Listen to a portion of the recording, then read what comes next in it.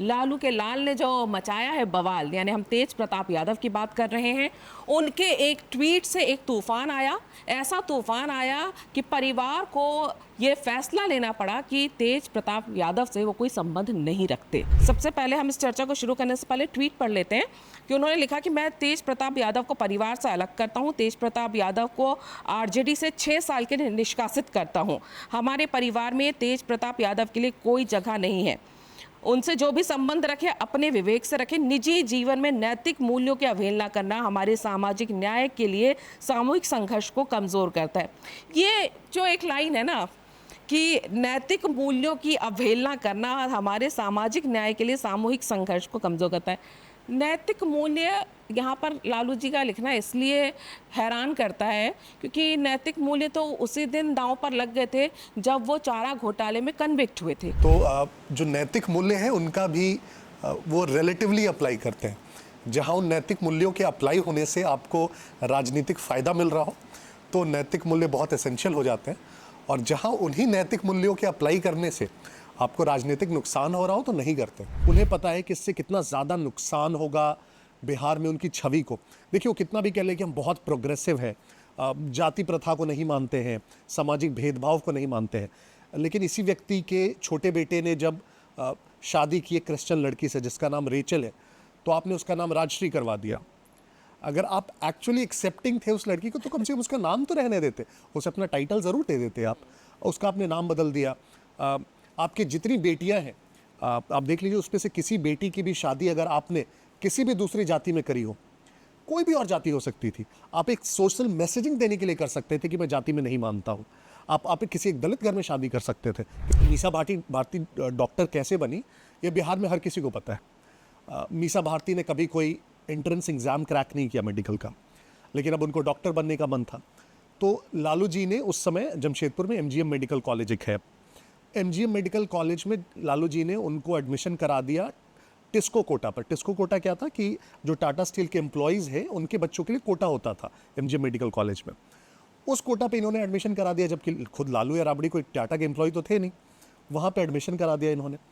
1 साल उन्होंने वहाँ पे पढ़ाई की और उसके बाद उनको ट्रांसफ़र करा दिया पीएमसीएच, क्या कहते हुए कि वहाँ पे उनको सुरक्षा का खतरा है। इसलिए क्रिकेट ऐसी चीज़ है ना जिसमें आप सामने जनता सीधे सीधे आपका परफॉर्मेंस देख रही है। हाँ, पब्लिक रिकॉर्ड है और आप जो परफॉर्म कर रहे हैं वो सामने दिख रहा है, उसमें कोई भ्रष्टाचार वहाँ हो नहीं पाएगा।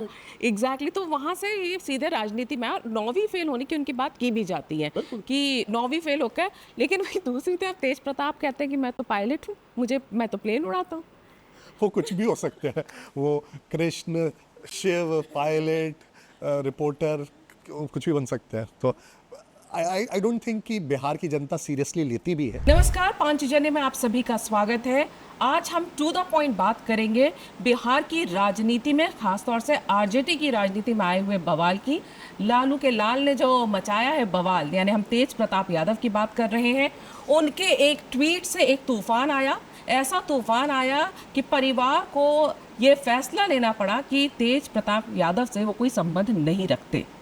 इसका आने वाले चुनावों पर क्या असर पड़ेगा, राजनीतिक हलकों में क्या हलचल है, इस पूरी खबर को लेकर इस पे बातचीत करने के लिए आज हमारे साथ एक विशेष अतिथि हैं। हमारे साथ हैं मृत्युंजय शर्मा जी। मृत्युंजय शर्मा जी के बारे में हम आपको पहले बता दें कि इन्होंने बिहार की राजनीति पर एक बहुत ही तथ्यात्मक किताब लिखी है। इस पुस्तक का नाम है ब्रोकन प्रॉमिसेस।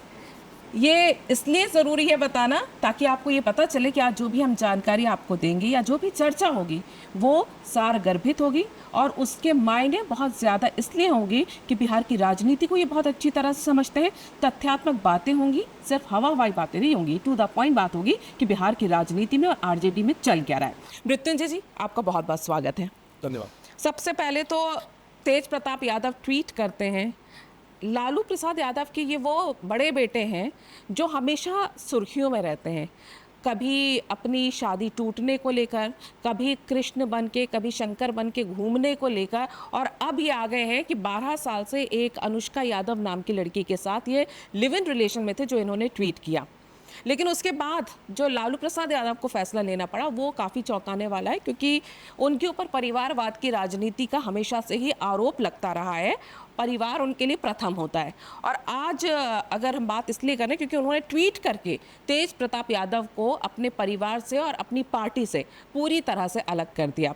सबसे पहले हम इस चर्चा को शुरू करने से पहले ट्वीट पढ़ लेते हैं कि उन्होंने लिखा कि मैं तेज प्रताप यादव को परिवार से अलग करता हूं। तेज प्रताप यादव को आरजेडी से 6 साल के लिए निष्कासित करता हूं। हमारे परिवार में तेज प्रताप यादव के लिए कोई जगह नहीं है।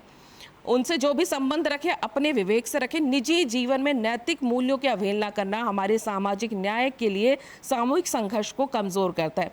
ये जो एक लाइन है ना कि नैतिक मूल्यों की अवहेलना करना हमारे सामाजिक न्याय के लिए सामूहिक संघर्ष को कमजोर करता है। नैतिक मूल्य यहाँ पर लालू जी का लिखना इसलिए हैरान करता है क्योंकि नैतिक मूल्य तो उसी दिन दांव पर लग गए थे जब वो चारा घोटाले में कन्विक्ट हुए थे, दोषी करार दे दिए गए थे। क्या ये नैतिक मूल्य लालू परिवार में परिवार के किसी बच्चे के किसी से संबंध के ऊपर निर्भर करते हैं? यह एक पूरा चरित्र होता है जिसमें भ्रष्टाचार भी आता है, जिसमें आप आरोपी साबित होने के बाद भी, दोषी साबित होने के बाद भी राजनीति में और राष्ट्रीय अध्यक्ष के पद पर बने रहते हैं। मेरे ख्याल से इसको पॉलिटिक्स ऑफ कन्वीनियंस बोलते हैं। तो जो नैतिक मूल्य हैं उनका भी वो रिलेटिवली अप्लाई करते हैं। जहां उन नैतिक मूल्यों के अप्लाई होने से आपको राजनीतिक फ़ायदा मिल रहा हो तो नैतिक मूल्य बहुत एसेंशियल हो जाते हैं, और जहां उन्हीं नैतिक मूल्यों के अप्लाई करने से आपको राजनीतिक नुकसान हो रहा हो तो नहीं करते। इसी के केस में आप देख लीजिए, तेज प्रताप के ही केस में मुझे नहीं लगता, और ये मेरा एक गेस है, मैं अब जानता नहीं हूँ बैकग्राउंड स्टोरी क्या है, लेकिन अगर ये व्यक्ति किसी से 12 सालों से संबंध में हो तो उनके परिवार को किसी भी व्यक्ति को ना पता हो, ये मैं मान नहीं सकता। इसका रीज़न क्या है? आप साधु यादव का वो वीडियो उठा के देख लीजिए। कुछ दिनों पहले उन्होंने प्रेस में दिया था जिसमें उन्होंने बाकायदा नाम लेके कहा था कि इस जगह की ये यादव लड़की है जिसके साथ ये, और पूरा पटना ये जानता है। तो जब उनके मामा साधु यादव जान रहे थे तो ये लोग भी जानते होंगे। अब ये 12 सालों से संबंध में है, कोई गलत बात नहीं, लेकिन अगर आपको ये बात पता थी तो फिर आपने एक बिहार के बहुत प्रतिष्ठित परिवार, दरोगा राय जो पूर्व मुख्यमंत्री रहे, उनके बेटे चंद्रिका राय जो मंत्री रहे हैं, उनकी बेटी से आपने क्यों शादी कराई इनकी? पहला, और शादी करा दी, उसके बाद जो हुआ वो और भी ड्रामेटिक था। उस लड़की ने आरोप लगाए हैं कि किस प्रकार से राबड़ी देवी ने बाल खींचकर उन्हें बाहर निकाला, कितना पब्लिक ड्रामा हुआ। ये सब करने की क्या ज़रूरत थी आपको? ये सब करने की ज़रूरत इसलिए थी क्योंकि आप एक बिहार के प्रतिष्ठित दूसरे यादव परिवार से संबंध जोड़कर अपना राजनीतिक विस्तार करना चाहते थे, तो वो आपने गलत किया। अभी इसी मसले में एक तीसरी लड़की का नाम सामने आ रहा है, निशु सिन्हा करके एक लड़की का सामने आ रहा है। इनफैक्ट कहा जा रहा है कि जो मालदीव्स का वीडियो है उसमें अनुष्का यादव प्रेजेंट ही नहीं है, वो एक तीसरी। तो आई डोंट नो, उसके डिटेल्स मुझे नहीं पता, लेकिन इतना मुझे पता है कि आज आप इस चीज़ के बाहर आने के बाद जिस नैतिक मूल्य की बात कर रहे हैं, जानकारी तो आपको पहले से थी। अब जस्ट बिकॉज वो बाहर आ गया तो आपको नैतिकता की याद आने लगी। इसे बाहर आने से पहले आप अपनी नैतिकता दिखाते ना, उसके पहले ही अपने बेटे को घर में समझाते, या जो चीज़ें पहले हुई वो नहीं होती तब मानते कि आप बहुत ज़्यादा नैतिक हैं एक्चुअली, और कम से कम पारिवारिक मामलों में तो है, बाकी का तो खैर भगवान ही मालिक। यहाँ अगर हम इस पूरे मसले की बात करें, टाइमिंग की बात करें, बिहार में 6 महीने बाद चुनाव होने वाले हैं।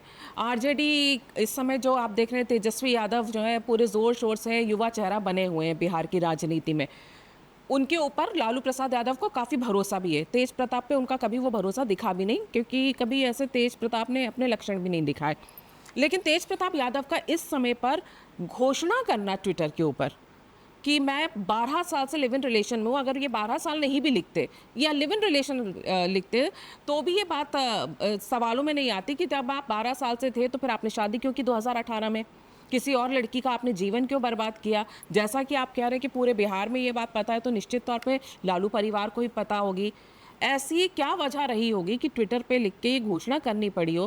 क्या तेज प्रताप नहीं जानते थे कि इससे उनके परिवार पे या उनके राजनीतिक पार्टी पर और उनके खुद के राजनीतिक जीवन पे क्या असर होने वाला है? अब इसके पीछे का मैकेनिक्स तो हमें नहीं पता है कि हुआ क्या है और किसने ट्वीट किया, क्यों ट्वीट किया, इस समय क्यों ट्वीट किया। मुझे जो समझ में आता है कि तेज प्रताप यादव ने किया, करवाया गया, उनसे किसी ने पुश किया, उन्होंने शायद हिम्मत दिखाई, जो भी हुआ हो इसमें से, जो भी पॉसिबल ऑप्शन है। मुझे लगता है कि वो एक ऐसे व्यक्ति है जिनको शायद वो आप जो कह रहे हैं कि राजनीतिक समझ शायद उतना परिपक्व नहीं है जितनी शायद लालू प्रसाद यादव या तेजस्वी की है, और इसलिए वो नफ़ा नुकसान शायद वो देख ना पाए हों। और जो लालू प्रसाद यादव या तेजस्वी बहुत अच्छे से देखते हैं, उन्हें पता है कि इससे कितना ज़्यादा नुकसान होगा बिहार में उनकी छवि को, देखिए वो कितना भी कह ले कि हम बहुत प्रोग्रेसिव हैं, जाति प्रथा को नहीं मानते हैं, सामाजिक भेदभाव को नहीं मानते हैं, लेकिन इसी व्यक्ति के छोटे बेटे ने जब शादी की एक क्रिश्चियन लड़की से जिसका नाम रेचल है, तो आपने उसका नाम राजश्री करवा दिया। अगर आप एक्चुअली एक्सेप्टिंग थे उस लड़की को तो कम से कम उसका नाम तो रहने देते, उसे अपना टाइटल ज़रूर दे देते आप। उसका आपने नाम बदल दिया। आपकी जितनी बेटियां हैं, आप देख लीजिए, उसमें से किसी बेटी की भी शादी अगर आपने किसी भी दूसरी जाति में करी हो, कोई भी और जाति हो सकती थी, आप एक सोशल मैसेजिंग देने के लिए कर सकते थे कि मैं जाति में नहीं मानता हूँ। आप किसी एक दलित घर में शादी कर सकते थे, कितना बड़ा मैसेज देते आप। आपने नहीं किया, आपने अपनी ही जाति में शादी की। तो वो बातचीत एक करना कि मैं बहुत बड़ा सामाजिक परिवर्तन लाना चाहता हूँ, लेकिन अंतिम में अगर आप देखेंगे अंततोगत्वा तो ये व्यक्ति सिर्फ और सिर्फ जाति की राजनीति करते हैं, और उनको दिख रहा है कि इस एक घटना से उस जाति की राजनीति में दिक्कत होगी। इस एक घटना से वही यादव परिवार नाराज होंगे जो देखेंगे कि इस व्यक्ति ने बिहार के एक दूसरे प्रतिष्ठित यादव परिवार के घर के साथ या उनकी बेटी के साथ ऐसा किया। तो अब इनको थोड़ी खलबली मची है कि यार इसको किसी तरह से सेव करते हैं, इसको बचाने की प्रक्रिया में अब ये लोग लगे हुए हैं। ये जो आपने बात कही है कि इसका जो असर होगा इस पर बात करेंगे, लेकिन जो आप बात कर रहे थे इनके परिवार की, हम दर्शकों को भी याद दिलाना चाहेंगे 2006 में इनकी जो चौथी बेटी है रागिनी यादव जो थी, उनके साथ भी कुछ इसी तरह का एक केस आया था, क्योंकि ये पूरा मामला मीडिया में था और जो मैं खुद उस समय रिपोर्टिंग करती थी।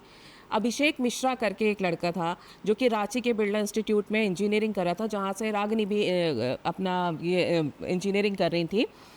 उसके वाटरफॉल में डेथ हो जाती है, जिस पे जो doctor S C Mishra, Abhishek Mishra के पिताजी जो राम मनोहर लोहिया में डायरेक्टर थे उस समय, उन्होंने ये आरोप लगाया कि उसकी हत्या की गई है क्योंकि वो रागिनी के साथ दोस्त था, रागिनी का क्लोज फ्रेंड था।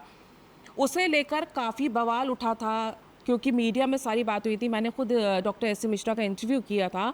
उन्होंने कहा था मैं अंतिम समय तक अपने बेटे के न्याय के लिए लड़ाई लड़ूंगा, लेकिन उसके बाद क्या हुआ ये हम सब जानते हैं। आज उनकी कहीं और शादी हो चुकी है, और इस बात को इसलिए उठाना आज पड़ रहा है क्योंकि परिवार में ये पहले भी होता रहा है। अभिषेक मिश्रा की पोस्टमार्टम रिपोर्ट के लेकर सवाल उठे थे। उनके पिता तो खुद एक डॉक्टर थे, उन्होंने भी ये कहा कि पोस्टमार्टम रिपोर्ट के साथ छेड़छाड़ की गई है। ये बताया कि वो डूब के मर गया, लेकिन उसके शरीर पर चोट के निशान थे। एक बड़े राजनीतिक परिवार से, वो भी लालू परिवार से, शायद लोहा लेना उनके लिए मुश्किल था। उन्होंने अपना इकलौता बेटा गंवाया था। क्या वहाँ तब भी बात ये उठी थी जाति की राजनीति है, वो मिश्रा है और ये रागिनी का ये यादव है और लालू की बेटी हैं। ये कोई पहली बार नहीं है, लालू प्रसाद यादव के परिवार में उनके बच्चों के साथ ये जुड़ा रहा है। तो आज अगर तेज प्रताप यादव के साथ ऐसा होता है या लिव इन रिलेशन में होता है, तो सवाल ये ही उठता है कि किस नैतिकता की बात कर रहे हैं आप। अगर पूरा इतिहास देखें परिवार को लेकर, परिवारवाद को लेकर, लालू के जो केस है, जो रागिनी का केस हुआ था, वो अचानक से जो दब गया, उसको लेकर आप क्या कहेंगे? वो फिर से चर्चा में आ गया। इनफैक्ट मैं भी देख रहा था कुछ जगहों पे उस पर बात हो रही थी। इंटरेस्टिंगली मैं भी उस समय उसी कॉलेज में पढ़ रहा था जब ये घटना हुई, और मैं सेकेंड ईयर में था जब ये घटना हुई। और जैसा आपने सही कहा, ये लोग रांची के पास एक दशम फॉल है, अभिषेक मिश्रा, रागिनी और उसके दो दोस्त और थे। ये लोग सब वहाँ पे जो भी पिकनिक मनाने गए हुए थे, और फिर खबर आती है कि अभिषेक मिश्रा की डूबकर मौत हो चुकी होती है। बाकी जो तीनों लोग और थे उन्हें तुरंत सीएम हाउस रांची में लाया जाता है। उस समय मधु कोड़ा सीएम होते हैं रांची में, और फिर आनंद फानन में कह दिया जाता है कि डूबकर उनकी मौत हो गई है। बात आती है कि न्यायिक जांच कराई जाए, उनके पिता भी मांग करते हैं, लेकिन फिर किसी प्रकार से मामला दब जाता है और अंततः उसे वो कह दिया जाता है कि ये डूबकर मरने से मौत हो गई है। सच्चाई किसी को नहीं पता है, लेकिन ये फाइनल जो वर्जन है यही है। लेकिन इसके अलावा भी आप देखेंगे कि बहुत सारे ऐसे इंस्टेंसेस हैं जिसमें क्लैरिटी है, डाउट तक नहीं बचा है। आप उनके जितने बच्चों को देखेंगे, अगर उनका इतिहास उठाकर देखने लगेंगे, तो किसी न किसी मैटर में जिस नैतिकता की बात कर रहे हैं, उन्होंने नैतिकता को तार तार कर दिया है। आप सबसे बड़ी बेटी को उठा लीजिए, मीसा भारती को उठा लीजिए। मीसा भारती डॉक्टर कैसे बनी, ये बिहार में हर किसी को पता है। मीसा भारती ने कभी कोई एंट्रेंस एग्ज़ाम क्रैक नहीं किया मेडिकल का, लेकिन अब उनको डॉक्टर बनने का मन था। तो लालू जी ने उस समय जमशेदपुर में एमजीएम मेडिकल कॉलेज एक है, एमजीएम मेडिकल कॉलेज में लालू जी ने उनको एडमिशन करा दिया टिस्को कोटा पर। टिस्को कोटा क्या था कि जो टाटा स्टील के एम्प्लॉयज़ हैं उनके बच्चों के लिए कोटा होता था एमजीएम मेडिकल कॉलेज में। उस कोटा पे इन्होंने एडमिशन करा दिया, जबकि खुद लालू या राबड़ी कोई टाटा के एम्प्लॉय तो थे नहीं। वहाँ पे एडमिशन करा दिया इन्होंने। 1 साल उन्होंने वहाँ पे पढ़ाई की और उसके बाद उनको ट्रांसफ़र करा दिया पीएमसीएच। क्या कहते हुए कि वहाँ पे उनको सुरक्षा का खतरा है। तो सिक्योरिटी कंसर्न्स के कारण वो पीएमसीएच आ जाती है। पीएमसीएच में उन्होंने अपनी मेडिकल की पढ़ाई पूरी की। सबसे हास्यास्पद और इंटरेस्टिंग, वो पास कर जाती, नॉर्मली डॉक्टर बन जाती, तब भी ठीक था। वो मेडिकल, वो जो एमबीबीएस का एग्जाम टॉप करती हैं पीएमसीएच में रहते हुए। मतलब यार सेकंड करा देते, थर्ड करा देते, तब भी थोड़ा लगता। वो टॉप कर रही है, उनकी मदर सीएम है और पीएमसीएच में टॉप कर रही है। तो सोचिए कितना ज़्यादा हास्यास्पद है। यही मीसा भारती, इनफैक्ट आपको याद होगा 5-7 साल पहले इन्होंने एक फ़ोटो डाला सोशल मीडिया पे, हार्वर्ड में इंडिया कॉन्फ्रेंस में लेक्चर देते हुए, और जस्ट कुछ ही घंटों बाद हार्वर्ड का क्लैरिफिकेशन आ गया कि नहीं, ये इनवाइटेड यहाँ नहीं थी, इन्होंने तो बस एक ऑडियंस का टिकट खरीद के यहाँ पे बैठी हुई थी। वो जब प्रोग्राम खत्म हुआ तो वो डायस पे जाके उन्होंने बाइक के साथ एक फ़ोटो खिंचाई और सोशल मीडिया पे डाल दिया। तो लंबे लिस्ट है। इनफैक्ट जो दूसरी बेटी है, इनफैक्ट आपने अगर इसी सीक्वेंस को देखा होगा तो लालू जी के ट्वीट पर जो उनकी और एक बेटी है रोहिणी आचार्य, उन्होंने उसको टॉपअप करते हुए और नैतिकता की 3-4 लाइनें लिखी, बातें लिखी। रोहिणी आचार्य भी डॉक्टर ऐसे ही बनी जैसे मीसा भारती बनी। उनको भी एमजीएम मेडिकल कॉलेज में एडमिशन कराया गया, टिस्को कोटा पे, फिर पीएमसीएच लाया गया और वो डॉक्टर बन गई। इन दोनों ने ज़िंदगी में कभी एक दिन भी प्रैक्टिस नहीं किया, आला भी नहीं पकड़ा। इन्हीं रोहिणी आचार्य की जब शादी हो रही थी 2002 में पटना में, और आप किसी से भी बिहार में या पटना में पूछ लेंगे कि उस शादी में क्या हुआ था, तो मतलब उसके इतने चर्चे हैं, हर कोई आपको बता सकता है, उस पर कोई शक भी नहीं है। उनकी शादी के लिए पटना में एक ताजमहल पैलेस होटल जो बॉम्बे का है, उसका रेप्लिका के तौर पर एक टेंट बनाया गया। उनकी शादी के लिए वहाँ के जितने गाड़ी के शोरूम्स थे उससे गाड़ियाँ उठा ली गई, करीब 50 गाड़ियाँ उठाई गई। एक मारुति शोरूम के ओनर ने स्वेच्छा से 5 गाड़ियाँ दे दी कि आप 5 ले जाइए। कहा गया नहीं, 5 से काम नहीं चलेगा। 10 और गाड़ियाँ उठाई, एसी वाली नई मॉडल ऑल्टो और वैगन आर।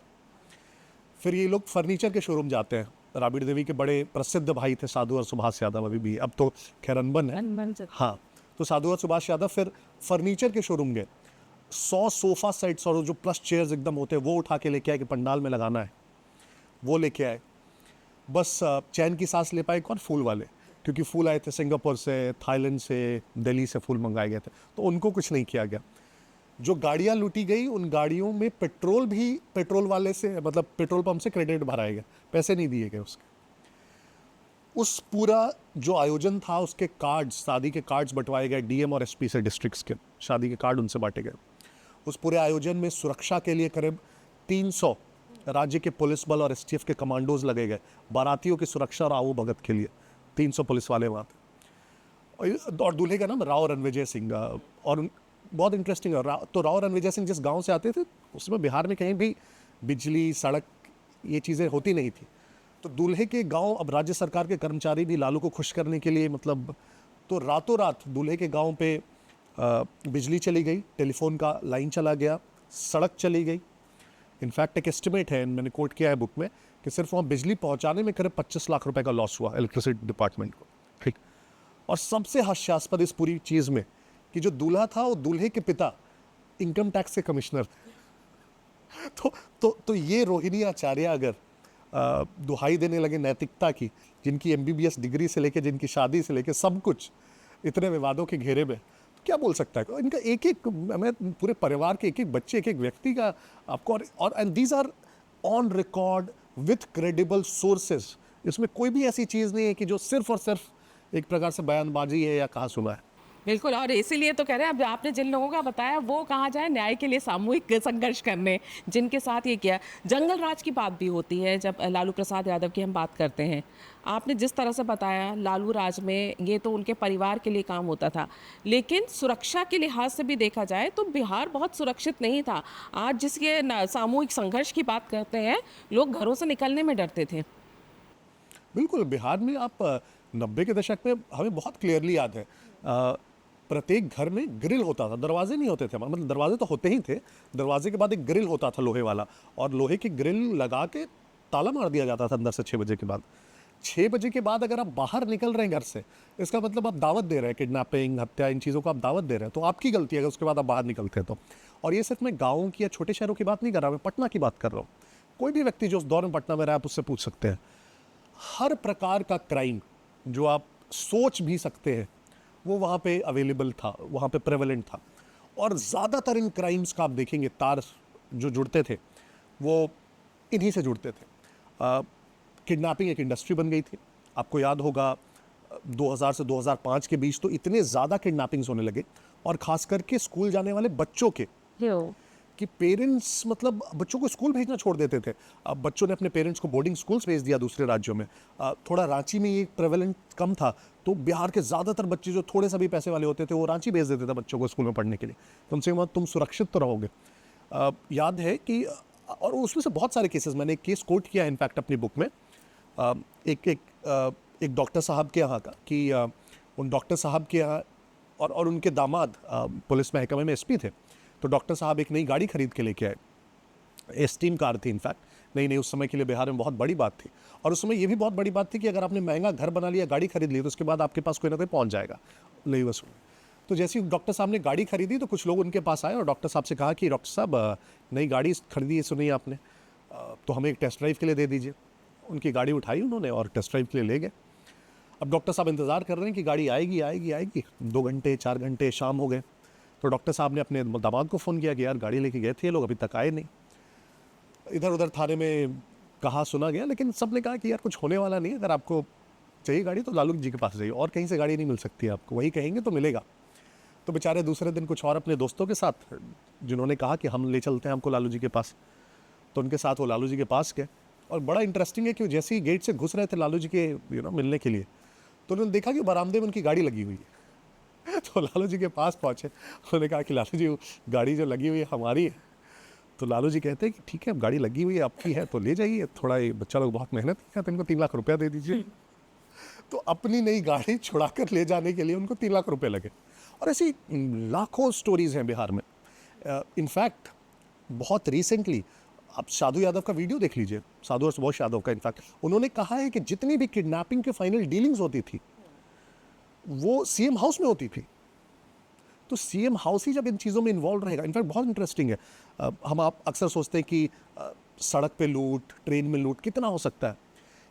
सड़क की लूट और ट्रेन की लूट इतनी ज़्यादा हो गई थी कि 1997 में रामविलास पासवान रेल मंत्री थे और फ्लोर ऑफ द हाउस पे लोकसभा में उन्होंने, जबकि वो बिहार से थे, उन्हें कहना पड़ा कि बिहार में हमें ट्रेन परिचालन बंद करना पड़ेगा अगर इस प्रकार की डकैती होती रहेगी बिहार। इस प्रकार की हालत थी डकैती।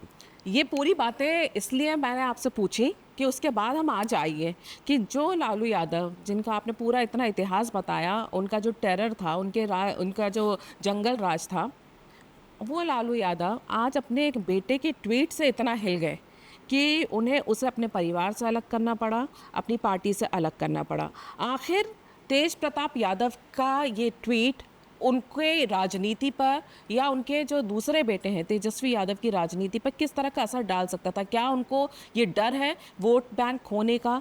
किस वजह से उन्हें ये ट्वीट करना पड़ा, इतना बड़ा कदम लेना पड़ा?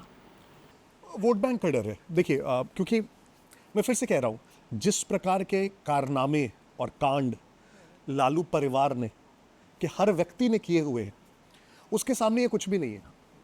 मैं बहुत क्लियरली कहना चाहूँ, उसके सामने तो कुछ नहीं है। मतलब आपने क्या क्या नहीं किया हुआ है। लेकिन फ़र्क कहाँ पड़ रहा है? फ़र्क यहाँ पड़ रहा है कि इस कदम से, बेटे के इस कदम से उनको दिख रहा है कि राजनीतिक हानि हो सकती है। तो राजनीतिक हानि तो वो अपनी कभी नहीं होने देंगे। आपको क्या लगता है तेज प्रताप यादव का ये जो लिव इन रिलेशन वाली बात है, इससे जो यादव समाज है, जो उनका कोर वोट बैंक है, उस पर क्या असर पड़ता? सब कोई देख रहा है ना। इसी इंपॉर्टेंट ये नहीं, मैं फिर से कह रहा हूँ, प्रेम में होना कोई गलत नहीं है, अच्छी बात होती है, आप होते और डिक्लेयर करते, सबको खुशी होती। लेकिन उसके साथ ही साथ आपने उस बीच उसी बिहार के एक प्रतिष्ठित यादव परिवार की बेटी की जिंदगी खराब की। यादव वर्सेस यादव हो गया ये। तो अगर आप सच में कहते हैं, और आप ठीक है, आप बाकी तो आप कहते फिरते हैं कि सबकी हित ऐसी है, लेकिन कम से कम अपनी जाति के तो हित ऐसी बन जाते हैं। अगर अपनी जाति के भी इतने बड़े प्रतिष्ठित परिवार की बेटी के साथ आपने इस प्रकार का उसका जीवन बर्बाद कर दिया, अपने घर में ना सिर्फ बदसलूकी की, बल्कि ये जानते हुए भी कि जो भी आपका बेटा कर रहा है, आपने क्यों शादी होने दी फिर वो? आरोप तो ये भी लगाए ऐश्वर्या ने कि उनको बिल्कुल बुरी तरह से राबड़ी देवी ने मारा पीटा, बाल खींच के बाहर निकाला। ये एक ऐसी बात है, वो भी तो यादव परिवार की ही लड़की थी और प्रतिष्ठित परिवार की लड़की थी, और इन्हीं आरोपों के बाद ये मामला जो है वो तलाक तक भी पहुंचा है। आपको लगता है कि इस पूरी घटना का लालू की या आरजेडी की राजनीति पे असर पड़ रहा होगा अभी 2018 के बाद, जो शादी के बाद से जो सिचुएशंस बनी है? पड़ेगा ना, मैं फिर से वही कह रहा हूँ, लोग देखते हैं, हिपोक्रेसी लोग देखते हैं। जैसे एक तो हो गया मैंने कह दिया कुछ, और एक है कि प्रैक्टिस में क्या कर रहा हूँ। जो मैं प्रैक्टिस में कर रहा हूँ वो अब दिखने लगा है। जो इन्हीं के ऐश्वर्या जिससे शादी हुई थी, इन्हीं के पिता चंद्रिका राय, वो मिनिस्टर थे लालू जी की गवर्नमेंट में। तो दो मिनिस्टर जो भी बोल सकते हैं उनका, इनफैक्ट एक मैंने बुक में कोट किया इंसिडेंट, करीब 1991 का इंसिडेंट है। चंद्रिका राय, पटना में एक बोट क्लब है, तो वहाँ पे एक शादी में पहुंचे हुए थे चंद्रिका राय, और बैठे हुए थे, तो अचानक से वो देखते हैं कि लालू एंटर कर रहे हैं उसी शादी में। कोई वीआईपी शादी थी, तो लालू जैसे एंटर कर रहे होते शादी में, तो चंद्रिका राय अपनी कुर्सी से उठ के वहाँ से खिसकने लगते हैं। तो एक बहुत वरिष्ठ पत्रकार होते हैं, वो कहते हैं कि अरे भाई साहब, आपके चीफ मिनिस्टर आ रहे हैं, आप मिनिस्टर हैं, तो आपको तो और बगल में सट के बैठना चाहिए, आप कहाँ भागे जा रहे हो उनको देख के। तो उन्होंने कहा कि यार मैं बगल में अगर बैठ गया तो वो जो भी बगल में बैठता है ना, उससे पान का पिकदान उठवाते हैं, ये भी नहीं देखते कि कौन है, तो कहीं मुझसे पान का पिकदान न उठवा दे, इसलिए मुझे हटने दो यहाँ से। This is a coated incident, मैंने बुक में कोट किया है।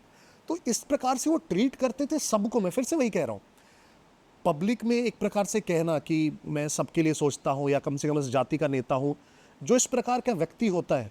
अब करप्शन में उन्होंने एग्जाम्पल और मैं दे रहा हूँ आपको, जो लैंड फॉर जॉब स्कैम है, लैंड फॉर जॉब स्कैम में ये डॉक्यूमेंटेड है। स्वर्गीय सुशील कुमार मोदी जी की बुक में, लालू लीला, उन्होंने एक बुक लिखी, टोटल जो प्रॉपर्टीज़ है पूरे लालू परिवार की, उन्होंने डिटेल्स के साथ नोटेड किया है, उसका लोकेशन, उसका साइज लैंड का, सब कुछ।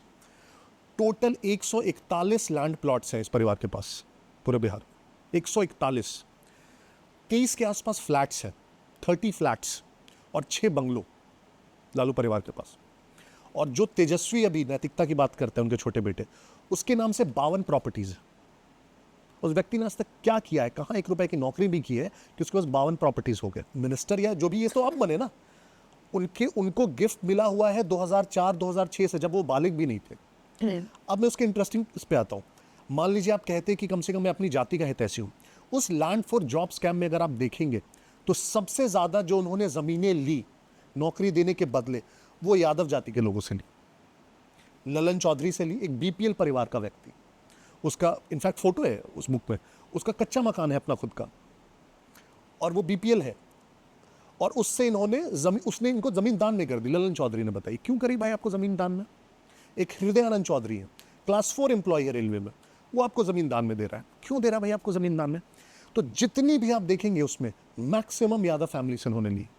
इनफैक्ट और इंटरेस्टिंगली, इन्होंने सिर्फ नौकरियों के बदले ज़मीन नहीं ली, इन्होंने मिनिस्टर बनाने के बदले ज़मीन ली। आपको याद होगा जब यूपीए 1 की सरकार बनी थी तो इनकी पार्टी से कांति सिंह मिनिस्टर बनी।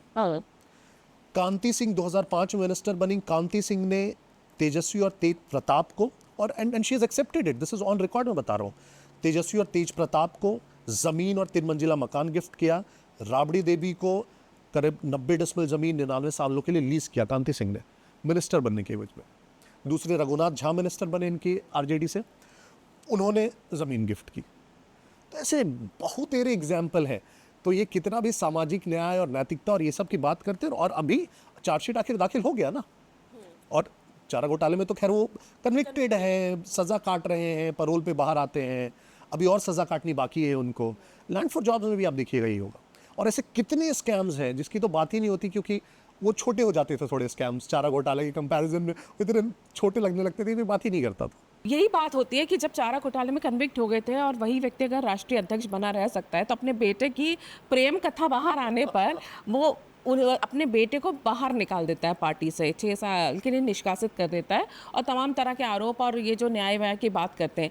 आज की डेट में अगर हम बात करें, इस समय आरजेडी की बिहार में कितनी पकड़ है राजनीतिक तौर पे? क्या तेजस्वी यादव, जिनको लालू प्रसाद यादव अपना उत्तराधिकारी मानते हैं, क्या वो उस लीग पे चल रहे हैं? प्रेजेंट सिनेरियो क्या लगता है आपको आरजेडी का? देखिए, मैं आरजेडी को कमज़ोर भी नहीं बोलूँगा। क्यों? क्योंकि 2 वर्ग जिसका वोट उसको लगातार मिलता आया है, अभी भी उसको मिलता है, उनकी खुद की जाति यादव्स की और मुस्लिम्स की। वो वोट अभी भी उनके साथ खड़ी रहती है। और वो वर्ग वैसे हैं कि वो कुछ भी करेंगे उन्हीं को वोट देंगे। ये बहुत क्लियरली एस्टैब्लिश्ड प्रिंसिपल की तरह है। तो एक तरह से आप हमेशा कंसिस्टेंटली देखेंगे कि वो 20% 25% वोट उनको वो आ ही जाता है, अभी भी आते रहेंगे। दिक्कत कहाँ पे है? दिक्कत यहाँ पे है कि भले ही ये बात बार बार करे कि हम सभी पिछड़े, सभी दलित, सबके लिए आवाज़ उठाते हैं, लेकिन कोई भी दूसरे जो पिछड़ी जाति के लोग हैं या दलित जाति के लोग, वो अपने आप को इनके साथ आइडेंटिफाई नहीं करते। और क्यों नहीं करते? क्योंकि जब 15 साल ये सत्ता में भी रहे तो इन्होंने किसी और वर्ग के लिए कुछ नहीं किया। कहा ज़रूर इन्होंने, और मैं बहुत इंटरेस्टिंग आपको एग्जाम्पल देता हूँ। इनफैक्ट सबसे पहला जो विरोध आया इनकी सरकार के खिलाफ, आप देखेंगे 90 के दशक में, तो कुर्मियों के द्वारा आया। क्यों नहीं? क्योंकि उन्होंने कहा कि ये जो हमारा स्ट्रगल था, एक कॉमन स्ट्रगल था, और उसमें सबसे फोरफ्रंट पे अगर कोई जातियां थी तो यादव, कुर्मीज, कोयरीज, ये सबसे सख्त ओबीसी जातियां थी। लेकिन उसके बाद क्या हुआ? 2 सालों के अंदर अंदर जितनी भी कुर्मी, कोयरी जातियां थी, उन्होंने कहा कि ये हमारा नेता तो नहीं, ये इसने हमारे लिए तो कुछ भी नहीं किया। और इनफैक्ट हमें इनफैक्ट लालू जी ने तो एक बार वो ये कहलाना शुरू कर दिया कि अब इनको तो ओबीसी से बाहर निकाल देंगे। इस प्रकार के हल्ले उड़वा दिए उनके लिए। फिर आते हैं, अभी भी भले ये बात कितनी भी कर ले कि हम A to Z की पार्टी हैं, आजकल उन्होंने नया टर्म निकाला है, सबका देखेंगे। अब टिकट डिस्ट्रीब्यूशन पे जाइए, बहुत इंटरेस्टिंग है, और मैं थोड़ा डेटा में जाता हूँ। 2020 में जो इन्होंने टोटल टिकट बांटे, और एक लाइन जो अक्सर ये लोग यूज़ करते हैं, आप सुनते होंगे, कि जिसकी जितनी संख्या भारी उसकी उतनी हिस्सेदारी। बहुत अच्छी बात है। 2020 में इन्होंने जितने टिकट बांटे उसमें से 40% टिकट इन्होंने सिर्फ अपनी जाति को दिए, और इनकी जाति की संख्या कितनी है बिहार में? 14%। तो 14 है तो फिर आपने 40 क्यों दिए?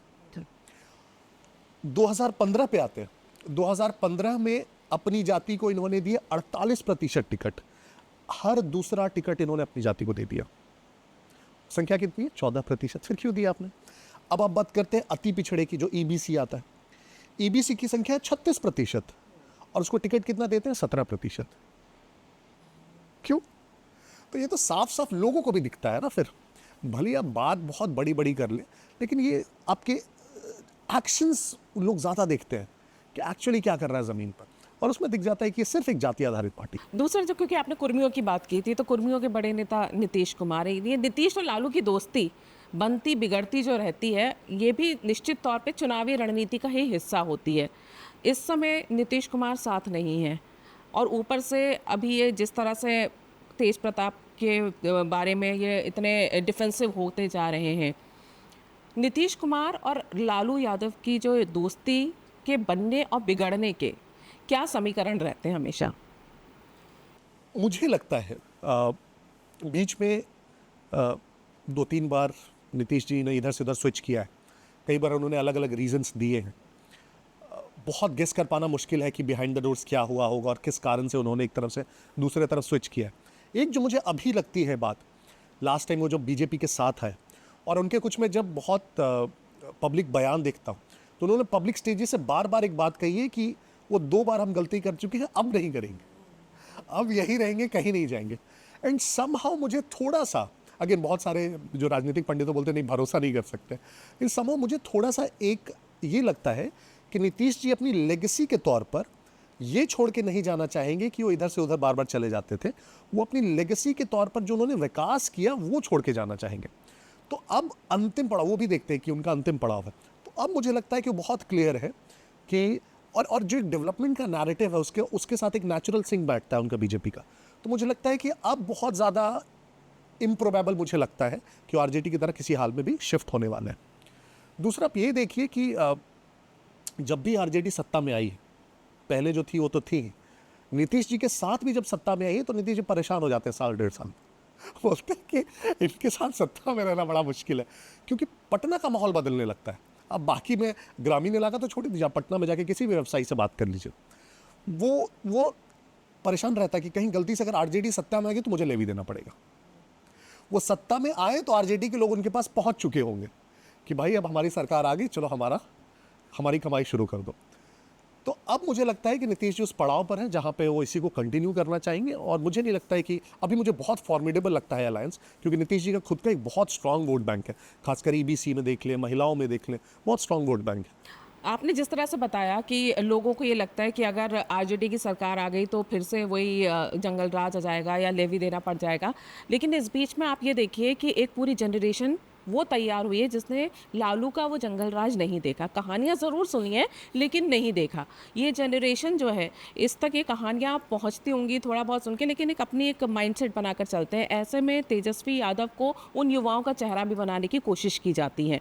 क्या आपको लगता है कि आरजेडी का ये पैतरा काम आएगा? तेजस्वी यादव जो है युवा चेहरे के रूप में, ये हम उनको कमज़ोर नेता नहीं बोल सकते, उन्होंने जो है लालू की उम्मीदों पे खरे उतरते हैं। अगर देखा जाए तो ये जो जनरेशन है, क्या ये बिहार की वो जनरेशन जानती है कि जब आरजेडी का राज आता है तो घर से निकलना मुश्किल हो जाता है? नहीं, अच्छा क्वेश्चन है। इनफैक्ट आरजेडी और तेजस्वी ये कोशिश कर रहे हैं। इनफैक्ट आप देखेंगे पिछले इलेक्शन में आरजेडी के पोस्टर से उन्होंने लालू जी की तस्वीर हटा दी जानबूझकर कि वो जंगल राज से लिंक ना हो पाए, उसको भुलाने के प्रयास कर रहे हैं। एक दो बार तेजस्वी ने मन से कहा कि अब जो हो गया उसको जाने दीजिए, एक प्रकार से करीब करीब माफ़ी ही मांगी उसके लिए 90 के दशक के लिए। लेकिन अगर फॉरवर्ड गोइंग भी देखें, चलिए उसका उस दौर को छोड़ देते हैं, आगे की देखते हैं। जिन मुद्दों को तेजस्वी उठाते हैं या जिन मुद्दों पे आप बात करते हैं, उससे तय होता है कि आप युवाओं के नेता बनेंगे कि नहीं। अभी 2 दिन पहले मैं उनका भाषण देख रहा था और एक बहुत बढ़ा चढ़ा कर उन्होंने ट्विटर के सब जगह डाला कि अगर हमारी सरकार आई तो 100% डोमिसाइल होगा, यहाँ के लोगों की नौकरी 100% यहीं मिलेगी। सबसे पहला, एक ये तो लीगली हो ही नहीं सकता। सारे स्टेट्स ने जिसने भी करने की कोशिश की है तो कोर्ट्स ने उसको रिजेक्ट कर दिया। दूसरा, आपके यहाँ नौकरी ही कितनी है भाई? आपके यहाँ से व्यक्ति नौकरी करने देश के हर कोने में जा रहा है, पलायन समस्या है। आपके यहाँ कोई दूसरा आके नौकरी नहीं कर रहा है, और आते भी होंगे तो 100, 200, 500 की संख्या में होंगे।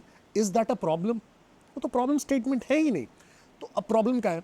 प्रॉब्लम यहाँ पे है कि तेजस्वी ने उन प्रॉब्लम्स को झेला ही नहीं है, जिससे उनके वो जमीन के प्रॉब्लम्स की अप्रिसिएशन बढ़। जैसे कि लालू जी जमीन के नेता रहे हैं, अब उनको बेसिकली थाली में सजा हुआ मिला है पूरा राजनीतिक करियर। एग्जैक्टली। तो जो जमीन से उठ के आता है ना, या एक वैसे फैमिली से, वर्किंग क्लास फैमिली से आता है, तो उसने देखा होता है स्कूल में प्रॉब्लम, कॉलेज में प्रॉब्लम, पढ़ाई में, नौकरी में, हर जगह।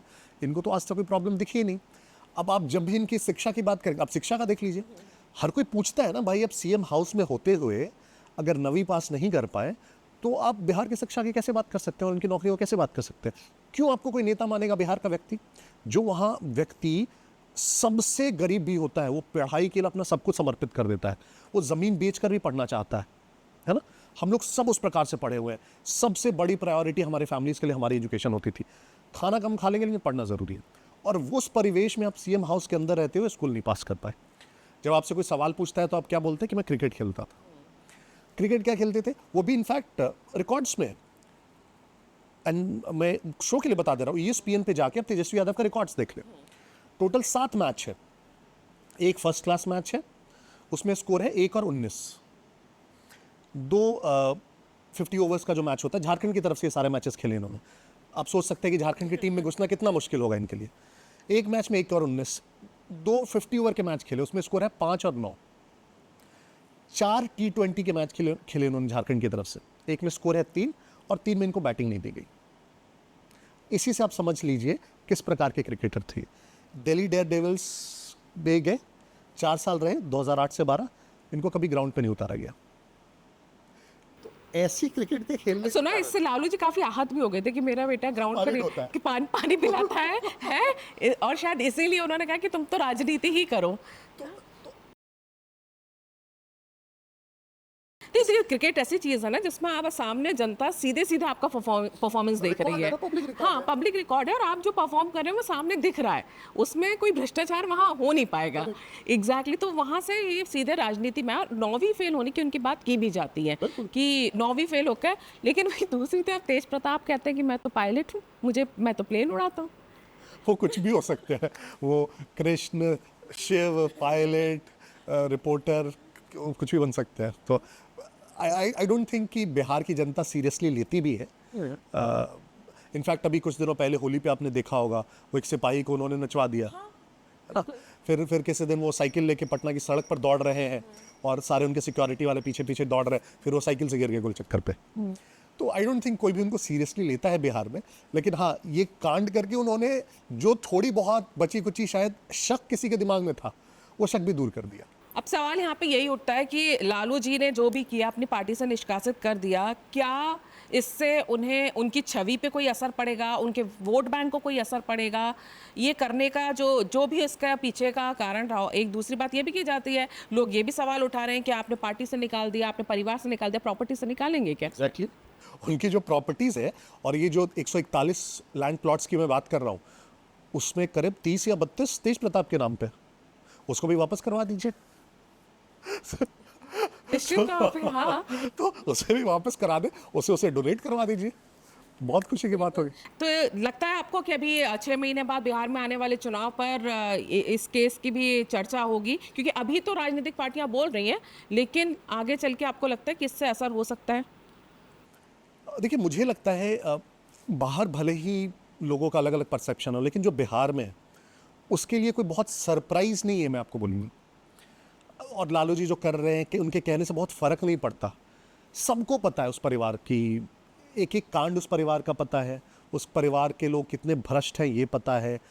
पहले उन्होंने 90 के दशक में खुद और उनके भाई साधु और सुभाष यादव ने क्या नहीं किया है, मतलब ऐसी ऐसी स्टोरीज हैं, आप मतलब सर्च करते रह जाएंगे और वो पूरा एक दिन लग जाएगा। शिल्पी गौतम की हत्याकांड का ले लें, चंपा विश्वास का रेप कांड ले लें, कितनी सारी स्टोरीज है, शहाबुद्दीन के कांड ले लें, तो सबको पता है। तो इनके ट्वीट करने ना करने दोनों से मैं बोल रहा हूँ, जो उनको वोट देते हैं वो देंगे और जो नहीं देते वो नहीं देंगे। साधु यादव की आपने बात की, इस पे एक है ना, साधु यादव ने भी बयान दिया। अब एक किस सिन्हा लड़की आ गई है, उसका जिक्र भी कर रहे हैं कि मालदीव गए, ये कोई पहली नहीं है। अनुष्का यादव एक सिन्हा करके लड़की है, और स्पेसिफिकली जो है ना सिन्हा पे एम्फेसाइज किया जा रहा है, ये जातिवाद के साथ इसको जोड़ा जा रहा है।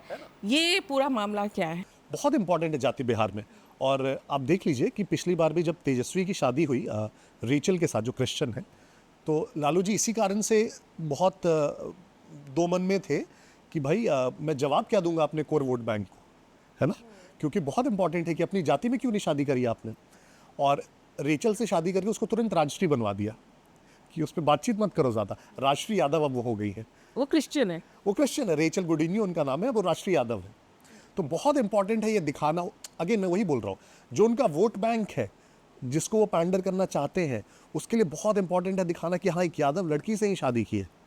तो इसीलिए वो निशु सिन्हा जो लड़की का नाम बार बार लिया जा रहा है, तो उससे और दिक्कत होगी ना कि आपने अब कायस्थ, अगर सपोजिटली अगर वो कायस्थ हैं, तो कायस्थ की लड़की से क्यों आपने प्रेम, मतलब जो भी किया आपने, विवाह किया या नहीं किया, क्यों किया, तो उनका कोर वोट बैंक उनसे पूछेगा ना, तो उनसे भी उनको दिक्कत है।